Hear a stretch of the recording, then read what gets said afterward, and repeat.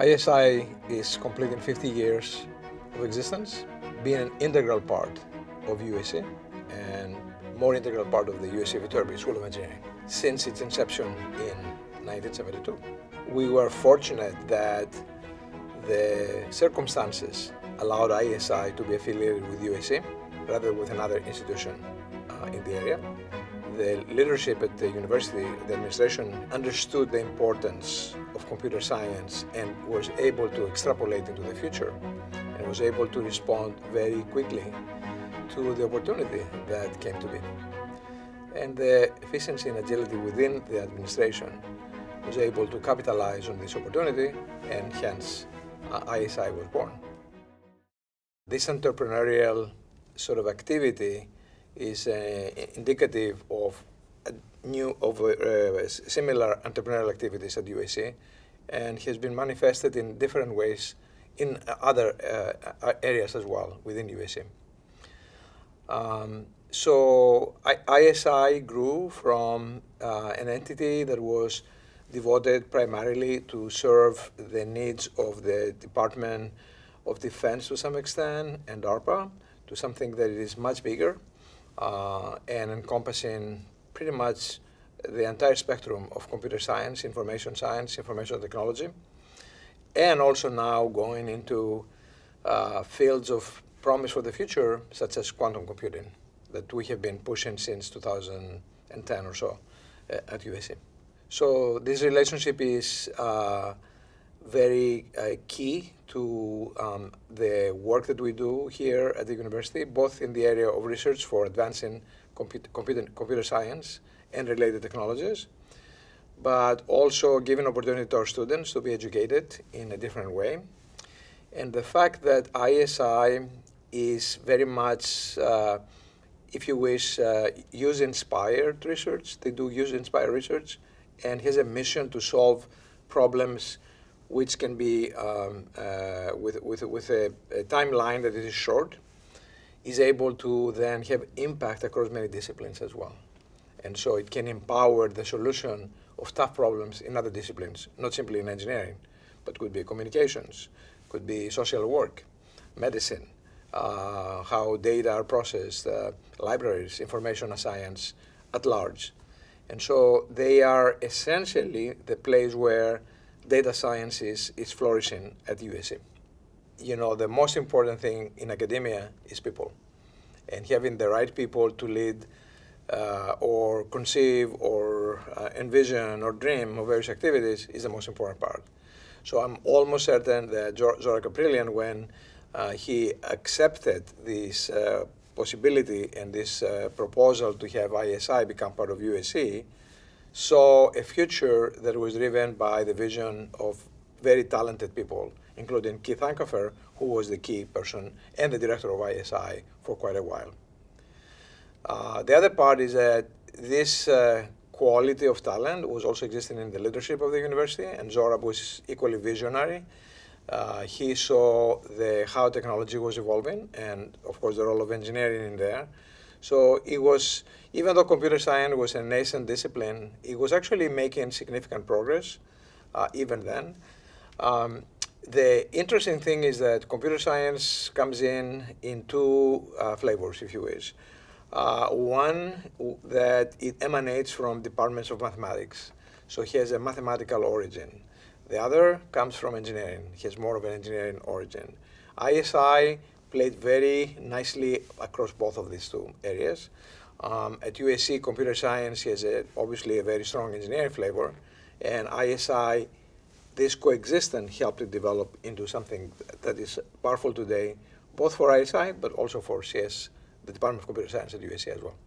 The key person that embodied, if you like, computer science at USC at the time was George Becky, who is considered by many to be the father of robotics, and who has created and mentored many students who graduated under him, including our own Gaurav Sukhatme, who is, he's one of the most talented PhD students of his.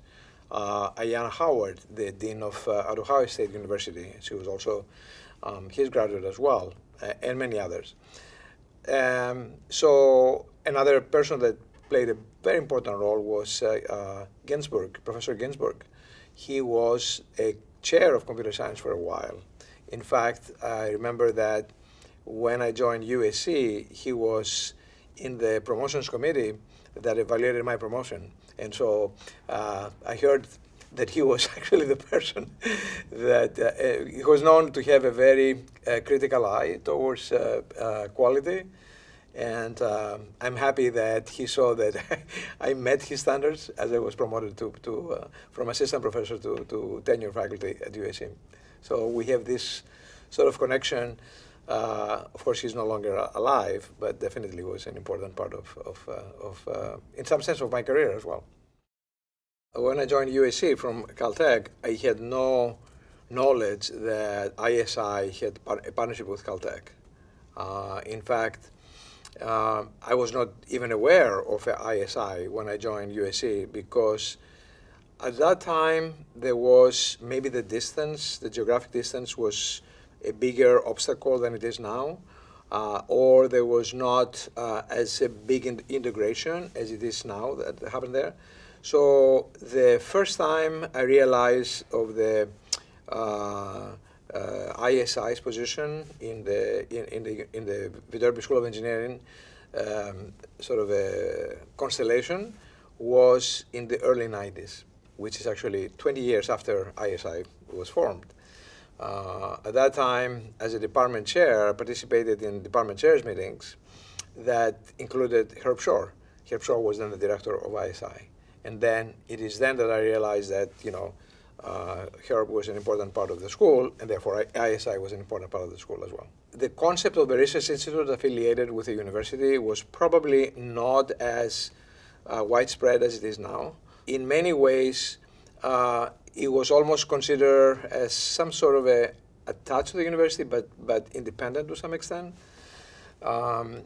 Also, as a chemical engineer, I didn't really participate in research that involved computer science as much, other than standard numerical simulation type of things. So it was almost natural that I was not aware, as a young professor, of what was going on at ISI. I am certain that people in electrical engineering were aware of the things that were happening at ISI. Our Signal Processing Institute, I'm sure, was involved. There were people involved in this, and we mentioned communications before. So it's interesting how then, with time going on, one additional and important component of this relationship was the fact that ISI staff faculty, researchers could get a faculty appointment in engineering. And now the overwhelming majority of the staff at ISI have a research faculty appointment in engineering.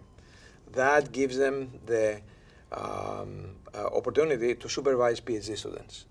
So a very unique aspect of ISI is that faculty who join ISI or researchers who join ISI, by having a faculty appointment in engineering, they can supervise PhD students.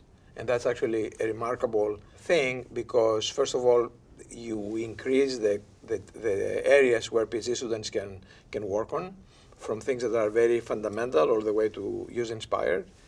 And second, this makes the work and the research of faculty at ISI much more easier because of the fact that they can recruit PhD students and have them also work in interesting projects as well. So that's actually a win-win for both institutions as well. And in recent years, maybe 15 years ago, we also allow research faculty from ISI to teach a class. And so a number of research faculty at ISI today teach a class in engineering, data sciences, in AI, machine learning, any of these areas. And that's actually another uniqueness associated with ISI.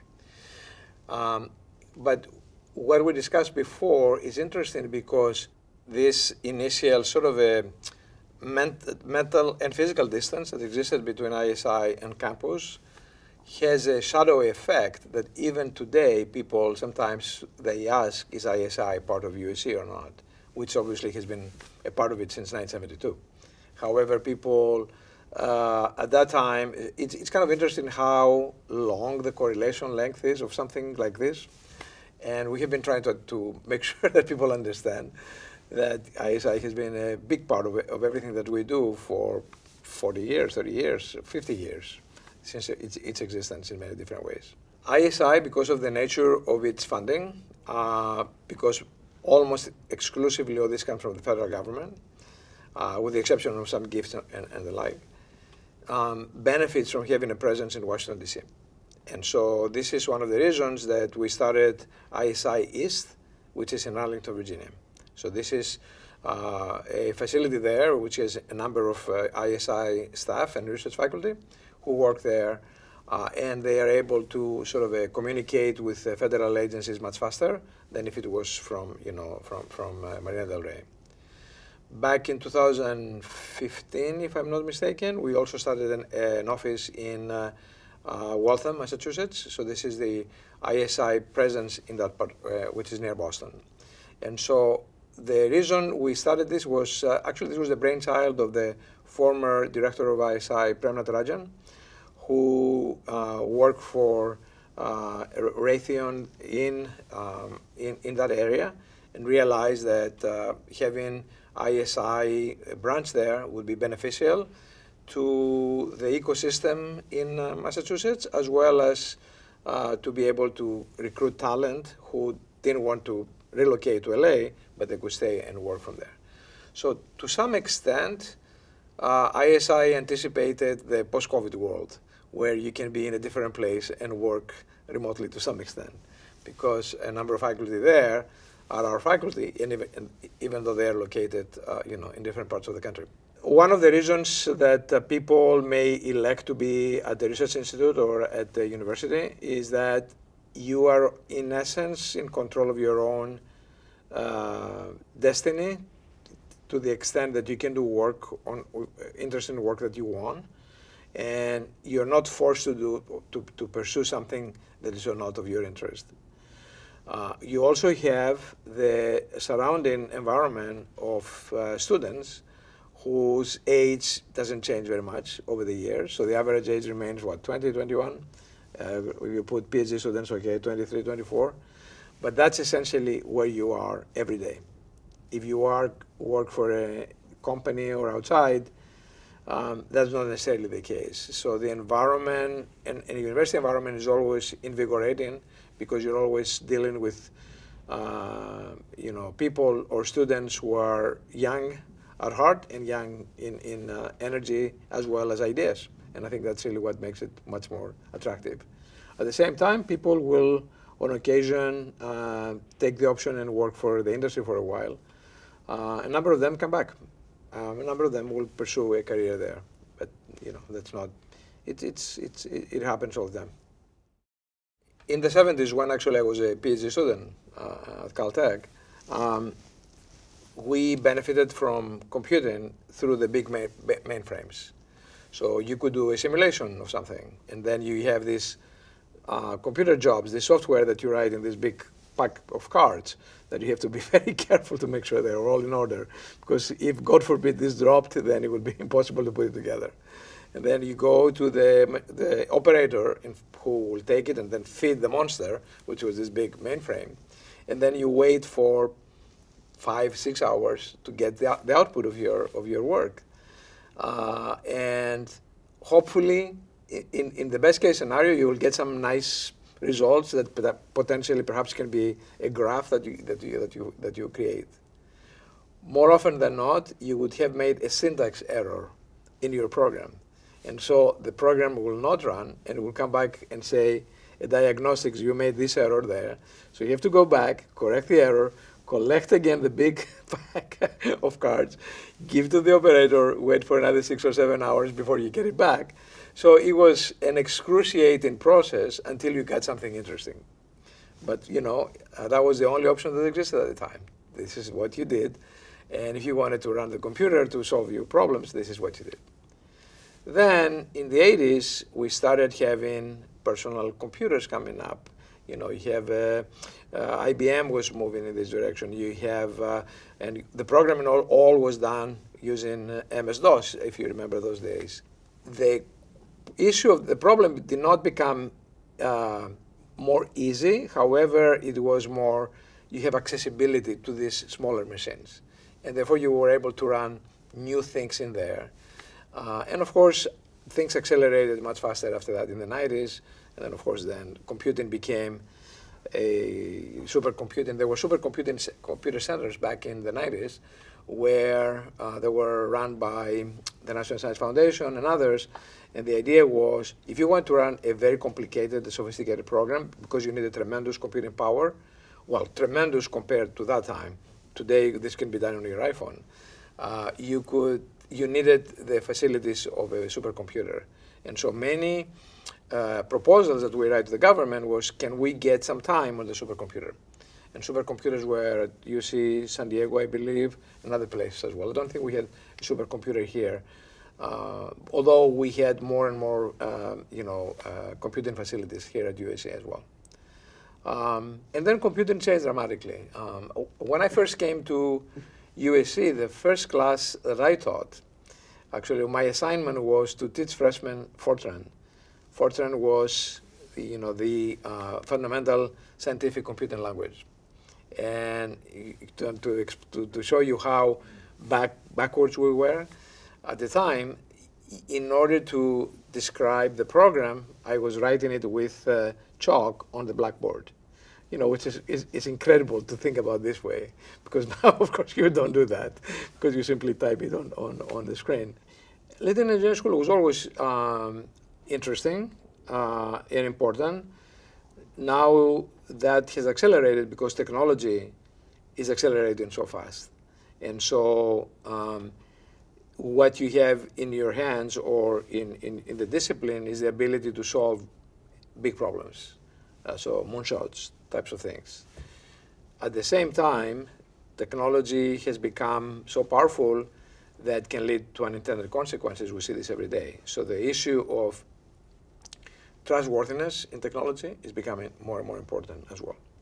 And so one of the challenges that we have as running engineering schools to provide to our students both components, both the ability to be excellent technically, but at the same time to also be able to understand the impact technology has to society. And that's why we started a new program on engineering society program at USC to be able for our undergraduates to understand that. To me, this is going to be a bigger issue, an increasingly bigger issue in the future, because technology and humanity are intertwined very much, and that interface is going to become much more complex, and you see this every day.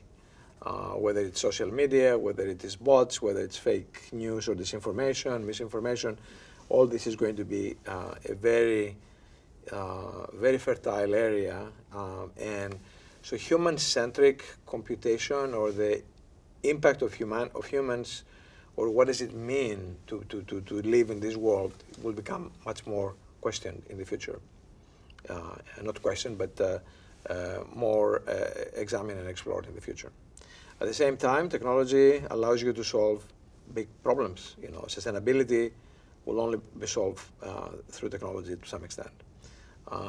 Health, they see the tremendous advances that are going on in this area. Security is another big area. Enriching life is another area where technology, and fundamental to the development of technology is computing, because in order to quantify things, you have to do that.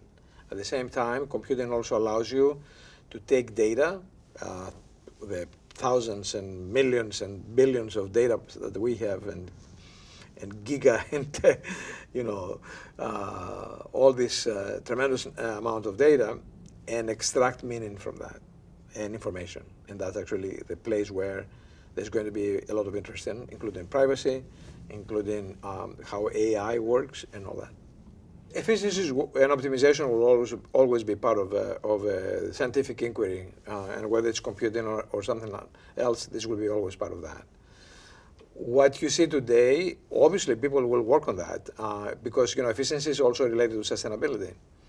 In other words, we do have sometimes people have the notion that is actually not true, obviously, that computing, everything digital is free, has no sustainable, has no energy impact, which is not true, because every time you do something, you move data around, you compute things, there is a corresponding energy that you have to pay for it. And so, so efficiencies and how do you make sure that the things run as efficiently as possible is important. You know, people equate, or perhaps a holy grail for computing will be to operate with the same efficiency that the human brain does, which operates at much lower energy demand than a computer to produce the same output. And that's actually an open question. However, what I think is happening as well is that now you have the ability to and the speed to be able to create things that are the human brain cannot necessarily match, or obtain insights that you don't have yourself, and a computer can see a pattern, or AI can create, you know, alternative options for you on that. Given this tremendous power and given the acceptance that technology has in society, then the question is, how do I make sure that I trust what the machine, in this case an AI, will give me? And that's the whole concept of trustworthy AI. These are things that we do at USC nowadays. You know, Amazon is supporting the center on trustworthy AI. Trustworthiness has become an important question. Are the algorithms that you use for this AI neural networks unbiased? Are they trained based on inclusive data and not a simple part of population, for example, if it deals with population? So to some extent, algorithms now not only are judged based on their competence, but also on their character to some extent. So I thought about this a little bit because you know, the word character, which comes from Greece, and it's a Greek word, and it means etching. So to some extent, an algorithm is etched, essentially. And to some extent, how an algorithm works has its own character to some extent, if you think about it. And so we want to make sure that that character is used for, or has impact that is for useful purposes, that are useful from the human-centric point of view. You know, this type of ethical questions also come in the, you know, on how you do driverless cars, right? You know, the issue of accidents and how you react to an accident, or not to an accident, to a situation in which you have options, both of which are detrimental, but one of them will be preferred, right? So this, to some extent, reflects the person who designed the algorithm, right? And so, you know, you've probably seen the story. You know, you have a car that's out of control, and you have not out of control. You have two options. One is to go in this direction, in which there is a elderly person that will die, and in the other direction, let's say you have two young kids that will die, depending on the option that you take. So you have to make a decision which way you're going to go. Things of that type. If you're a human, we don't, and you're faced with this, we are more forgiving. We allow the human to err, you know, or to be panicky, or, you know, and say, well, you know, it's so unfortunate what happened. If you're a machine, I don't think we give the luxury of error to a machine, and we basically will say that it is deliberate, and whoever programmed this in that direction then perhaps has this ethical responsibility for it. So these are different questions that come up. But to some extent, you can see this intertwining of technology and humanity, or consciousness, or awareness, or other things. People want to belong into a tribe type of thing. So in this hyperconnectivity, people elect to partner with people that are in the same tribe, however you define it. And, you know, Yuval Noah Harari, the Israeli philosopher, talks a lot about that. And these tribes need some sort of a narrative, tales, history about that are not necessarily real. This is like, you know, telling a story about what keeps us together kind of thing as a tribe.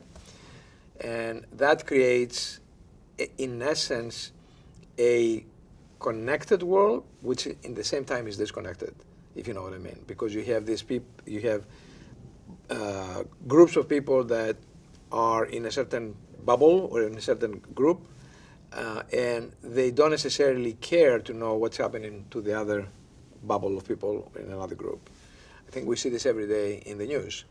And it's kind of interesting that technology has not, well, technology has brought globalization in a big way. And now maybe there is a backlash to this because globalization has been sort of attacked to some extent, because you see people wanted to sort of, instead of opening up, they want to close in some way.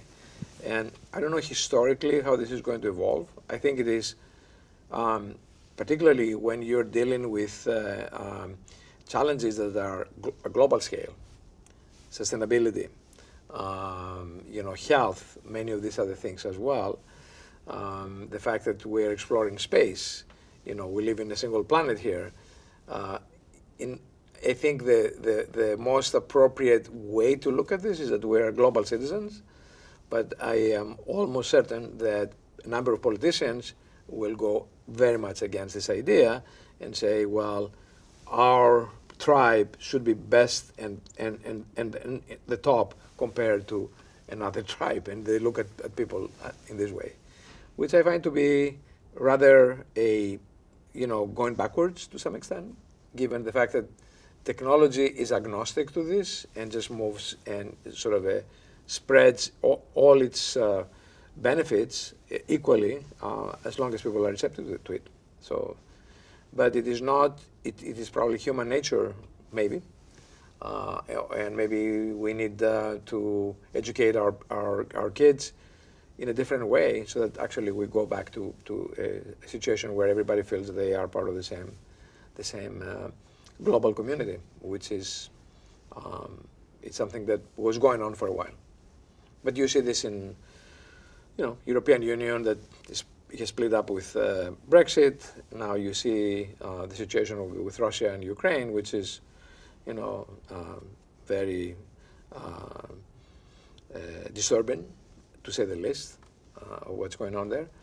And it is interesting that technology has not been able, actually technology is used there to, in fact, accentuate the situation through disinformation and misinformation, of course, and control of the narrative and the information. ISI and the university plays a big role there. I mean, there's no question. This activity will continue for a long time. By this I mean that so I'll give you, I use a very simple example that I like to bring up on occasion. If you consume energy, you have less energy left. If you consume materials, you also have less materials left. If you consume knowledge, your knowledge goes up. So knowledge and information, to some extent, is the opposite of energy and materials. And that's actually the fundamental reason why we innovate as humans. Because we consume knowledge, and that increases the knowledge of what we have, which means that you create new ideas and new things. And by looking at it from this perspective, this is what underlies all research, scientific research, and also creating a better world in some way, because you create more knowledge about that. So that is never going to stop unless you live in societies that are threatened by this, by innovation, by new ideas and all that, in which case they can artificially or whatever stop the growth of this. Under conditions in which we don't have such threats, then these ecosystems will continue growing and flourishing. ISI is part of that important ecosystem of research in most of research universities as well. At USC, with starting this new initiative on computing, ISI is going to play an important role, just like computer science as well. According to federal government statistics, the research dollars, the annual research expenditures that are given to USC in the area of computer science, information science as well, where ISI plays, is ranked number 5 in the US. So USC plays a big role in advancing computer science research.